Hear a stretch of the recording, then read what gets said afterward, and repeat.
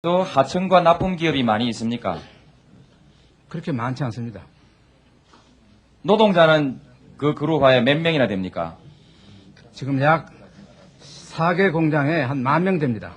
약 10,000명 정도의 노동자가 됩니까? 예.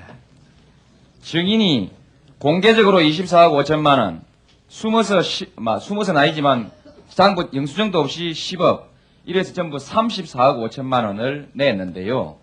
이것을 재투자해서 증인이 기업을 신장시키거나 했으면 고용이 많이 창출됐을 것이고, 안 그러면은 노동자들의 복지시설이 많이 좋아졌을 것이고 임금이라도 많이 좋아졌을 것이라고 생각하는데, 증인 어떻습니까?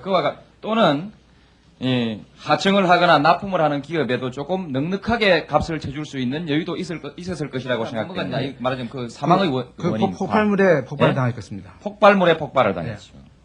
지금 수류탄과 총류탄을 제조하지요. 네. 폭발 사고가 자주 일어나죠. 지금 말씀하신 대로 1년에 금년에 한 건, 저작년에 한 건 그렇게 쭉 나가는 걸 알고 있습니다. 노동자들이 주장은 좀 다릅니다. 어쨌든 7월 18일에 죽었는데 7월 말까지 장례를 치르지를 않고 싸웠죠. 글쎄 싸웠는지 저는 그때 여행 중이 돼서 여행 중이니까. 여행 중이 돼서 뭐 그건 해결이 없었습니다. 7월 25일까지 밀고 땡기던 끝에 회사에서는 처음 3천만 원을 제의했다가 4천만 원으로 올라갔고 유족은 8천만 원을 요구하다가 끝내 7월 25일에도 합의가 결렬됐습니다. 그리고 나서 7월 말에 이 노동자들이 소위 제야단체라는 사람들과 함께 농성을 하면서 장례를 치르지 않고 병원에서 농성을 하니까 9천만 원에 7월 말에 합의가 되고 8월 1일에 장례가 치루어진 것으로 알고 있습니다. 틀렸으면 다음 지적해 주시기 바랍니다. 자, 이제 한번 생각해 보겠습니다. 우리 회사에서 쓰는 노동자는 그 사람이 실수로 죽었거나 실수 아닌 걸로 죽었거나 화양 옆에 가면은 죽기 쉬운 겁니다. 작업을 하지만 증인이 돈을 많이 벌기 위해서는 노동자들은 화양 옆에 가야 하고 기계 옆에 가야 합니다. 기계 옆에 가는 노동자는, 화양 옆에 가는 노동자는 부득이 아무리 조심해도 죽을 수도 있습니다. 실수할 수도 있습니다. 항상 기업인들이 이렇게 얘기합니다. 우리 식구, 우리 가족, 가족 이렇게 얘기합니다. 그 가족이 죽었는데 3천만 원, 4천만 원, 8천만 원 주니 7월 25일까지만 해도 8천만 원을 주니 못 주니 싸우다가 며칠 지나니까 이 1천만 원도 올라갔는데 아마 다부지게 누가 달라들었던 모양입니다. 돈 10억. 5년 동안에 말입니다. 34억 5천만 원. 이것은 증인에게만 하는 것이 아니고 앞에 증인하고 간 증인들, 그리고 앞으로 증언을 하러 나올 재벌 증인들, 그 모두에게 함께 지금 본 의원이 던지는 질문입니다. 오히려 증인은 좀 후했던 편도 있습니다. 3천만 원 후합니다. 지금까지 줘왔던. 그러나 1,000만 원, 2천만 원, 600만 원 이래 쏘개가지고 돈을 주면서 어떻습니까? 증인은 기업인으로서 이 점에 관해서 한번 의견을 말씀해 주십시오. 그 절대 권력을 가지고 있는 권부에는 5년 동안에 34억 5천만 원이라는 돈을 널렁널렁 갖다 주면서 내 공장에서 내 돈 벌어주려고 일하다가 죽었던 이 노동자에 대해서 4천만 원 주느냐 8천만 원 주느냐를 가지고 그렇게 싸워야 합니까? 그것이 인도적입니까? 그것이 기업이 할 일입니까? 답변하십시오.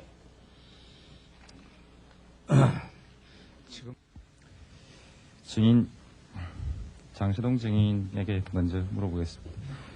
이 대질에 있어서 쟁점이 되는 부분은 설립을 누가 주도했으며 어떤 목적으로 설립했는가, 그리고 모금의 강제성이 있는가에 관한 부분에 관해서 증인과 다른 증인들 간의 진술이 조금 서로 내용이 다르고요.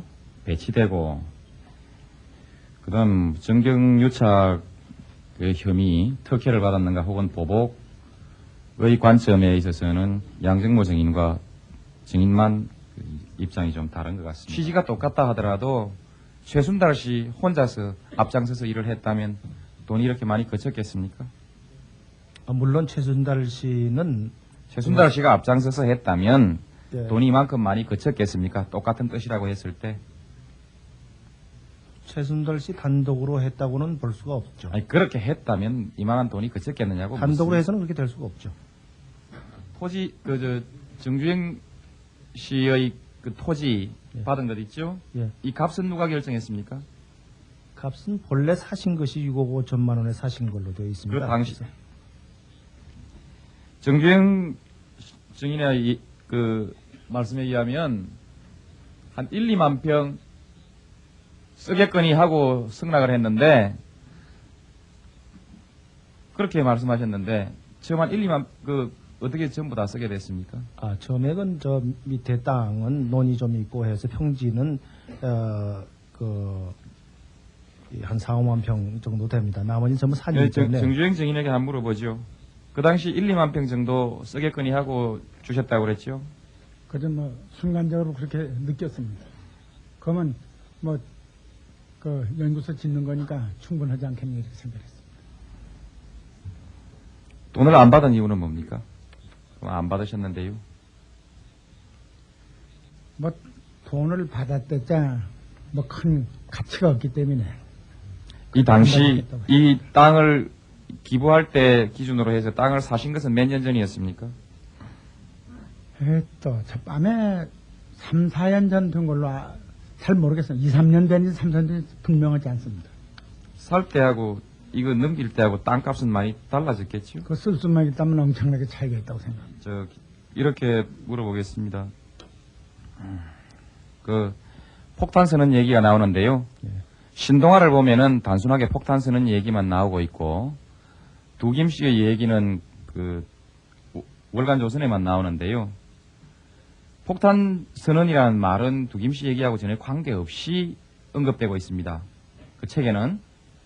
근데 그 폭탄 선언이라는 것이 혹시 노태우 대통령까지를 겨냥한 폭탄 선언 아닙니까? 그것은 이제 형용사의 막 그렇다 안 그렇다만 말씀해 주시면 좋습니다. 아닙니까? 그것은 좋습니다. 어떤 정치 자금을 대통령이 받았다면 불법인 것은 사실입니까? 그렇죠. 그건 어느 나라 정치 사회든 지금 정치 자금을 하고 해서 합법적으로 하느냐 공개적으로 하느냐 때문에 전 세계가 다 고민하고 있는 걸로 알고 있습니다. 하여튼 법률상 불법인 건 사실인데 어느 나라나 그런 고민은 있다 이런 말씀입니까? 어느 나라 법률상 그것이 불법이라는 사항은 제가 법률에 적용을 검토 안 해봤습니다. 증인 안전기획부장으로 근무하셨죠? 예, 예? 예, 수사 업무도 있죠. 있습니다. 그리고 특수한 법률에 관해서 범죄에 관해서 수사를 하면서 법률적인 업무를 많이 취급하시죠. 기본적인 세부적인 것은 실무자들이 하고 일반 공직자의 윤리에 속하는 윤리에 해당되는 공직자의 업무에 관한 것도 기본적인 것은 알고 취급하시죠. 있습니다. 예. 그런데 정치자금법만 모릅니까? 정치자금법의 일반적인 사항은 알지만은 그 세부적으로 어떤 법에 어떻게 적용이 되는 우리나라가 지금까지 정치자금법에 관한 규정도 모르고 어떤 정치자금이 합법적이고 불법적인 것도 모르는 안전기획부장에게 이 나라의 안전을 맡겼습니까? 증인은 그랬다고 생각합니까? 그렇게 개인적인 인신을 하시지 말고 인신 공격이 아니고 증인이 오늘 그 답변을 회피하는 것이 매우 불성실한 답변이기 때문에 이렇게 묻는 겁니다. 그 사안 자체가 법률을 모른다고 하시지 않습니까? 법률의 세부적인 사항을 어느 법조에 적용하는 사항을 세부를 물은 것이 아니고 위법 합법을 물었습니다. 노 의원입니다. 지금까지 거론되지 않았던 사실에 관해서 조금 몇 가지 확인하고 그 뒤에는 저희 일회 재단을 둘러싼 모금과 그와 유사한 모금과 모금이 가지는 정치적 의미를 함께 짚어볼 수 있는 사실 몇 가지를 물어보고자 합니다. 혹시 그 수능이 부정한 것이라 할지라도 따라가야 한다는 뜻도 포함합니까? 자기 돈 내는 것은 자기 능력에 맞게 내는 것은 부정이라고 생각을 하는데 여기서 얘기는 따라간다는 것은 돈의 일회 재단 자금에 대해서는 한정된 얘기지 모든 행동을 따라간다는 얘기는 아니에요. 그런 뜻은 아닙니까? 네. 그럼 좋습니다.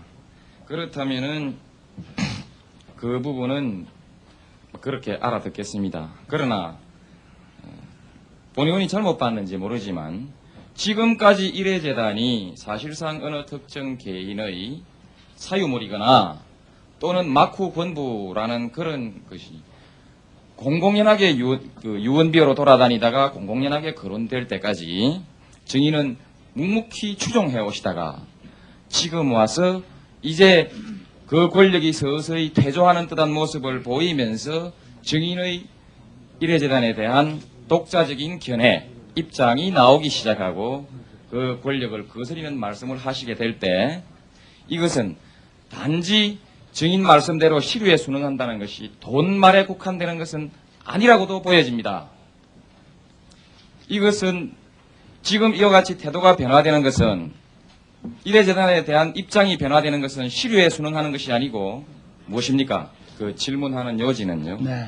왜 돈 문제가 아니라면 진작부터 시류에 순응한다는 것이 단지 돈 문제에 국한된 것이라면 진작부터 6.29 선언이 있기 이전부터 왜 증인은 바른 말씀을 하시지 않았는가 하는 점에 관해서 질문을 하고 있습니다. 그래서 그건 대단히 송구스럽지만 기자들한테 발표한 거예요. 우리는 그런 용기를 가지고 있지 못한 것을 죄송하게 생각합니다. 그와 같 시류에 순응한다는 뜻이 네. 혹시 본 의원이 오해했듯이 오해라고 해두겠습니다. 오해했듯이 힘이 있을 땐 붙고 힘이 없을 땐 떨어지는 것처럼 그렇게 보이는 경우 자라나는 청소년들에게 엄청난 가치관의 오도를 가져오고 지금까지 정의를 위해서 목숨을 바치면서 싸워왔던 많은 양심적인 사람들에게 엄청난 분노를 자아낼 가능성이 있다고 생각해서 정인의 입장이 결코 그런지 안 그런지를 확인해보고자 저는 제 견해대로 따라가고 있습니다. 그렇다면은 네. 증인이 지금까지 청와대 여러 가지 형태로 기부한 성금은 증인과 증인을 포함한 일반적 재벌의 경제적 정치적 이익과 관계없이 냈고 실제로 아무런 작용도 하지 않았다고 확신하십니까? 현재까지는 무슨 큰 나쁜 작용, 지금 의혹만 잔뜩 사있지. 좋습니다. 그것이 결정적인 어떤 나쁜 작용을 했다. 현재까지는 그렇게 안 돼 있습니다. 소위 정경유착이 됐냐 안 됐냐 정경유착이라고 말할 수 있는 그와 같은 나는 역할을 그 네. 돈이 했는가 아니 했는가 본 의원이 증인에게 맞대해서 대등한 관계에서 질문을 할 수 있는 기회는 흔하지 않습니다. 사회적 영향력에 있어서 본 의원은 증인의 100분의 1도 따라가지를 못하는 것이 현실입니다. 난 비애를 느끼면서 이 질문을 하고 있습니다. 많은 노동자들의 피눈물을 옆에서 지켜보면서 함께 가슴이 녹아내리는 느낌을 받으면서 이 질문을 하고 있습니다.